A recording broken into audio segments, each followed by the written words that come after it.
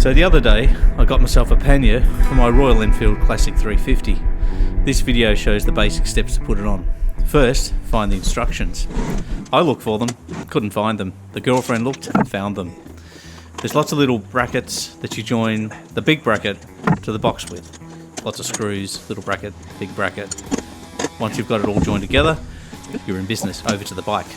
On the bike, your little rubber stopper thing. Get rid of that, pull out the bolt that's there, and replace it with the big bolt that comes with the kit. There's also a little filler thing. Do that up, there's a bolt at the back, it's nice and easy.